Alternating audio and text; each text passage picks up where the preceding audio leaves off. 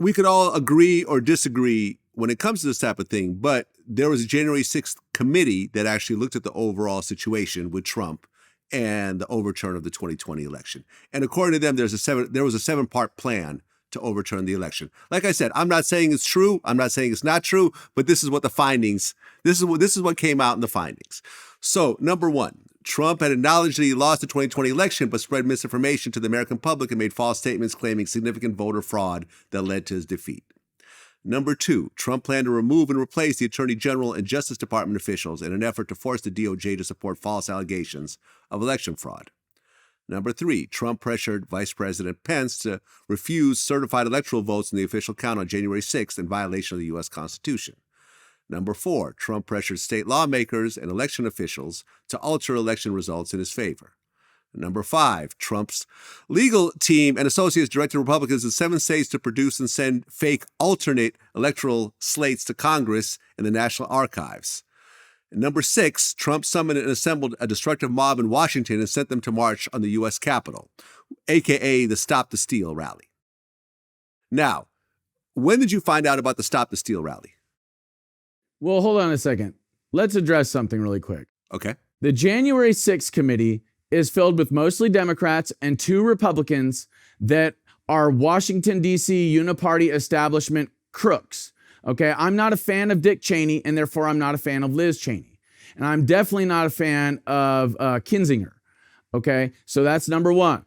Number two, these are the same people that for 4 years said Russia, Russia, Russia, Russia, Russia, which many of them knew none of it was true. What we saw with the January 6th committee was called a show trial, and it is very, very common amongst communists to do this as a means of using psychological warfare techniques on the public to change the verdict in the court of public opinion. Okay, so the January 6th committee was a show. It was a sham. I mean, think about it, man. They literally doctored evidence. There's a woman named Jennifer that has come out and talked about how they put a blue check mark by her Twitter handle. They changed her profile picture. They did all sorts of things to make her look different in that January 6th committee. Okay.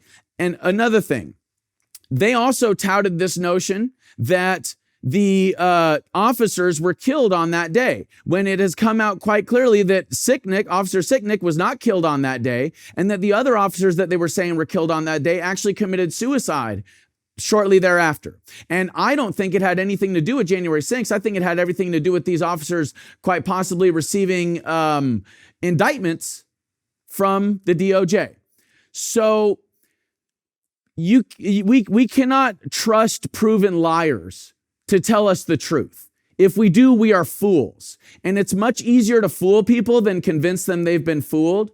So I just refute entirely their conclusions, especially considering these people are uniparty Washington. They've been in politics for decades, and they have been proven liars throughout those decades.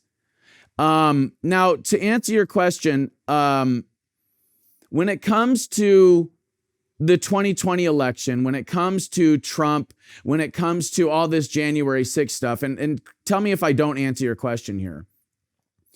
The allegations of voter fraud, okay, the allegations of election interference are irrefutable. They're irrefutable. But the Operation Mockingbird Media, which is run by the CIA, okay, is using psychological warfare techniques to divide the country around very real facts. And the real facts are that this is the most unstable, the most volatile election we've ever had. COVID changed everything. And to sit there and say that something like voter fraud didn't happen when you have dead people voting, when you have people to unknown addresses voting, when you have things like signature verification, social security number verification, and witness verification, all those things are wiped from the mail-in ballots.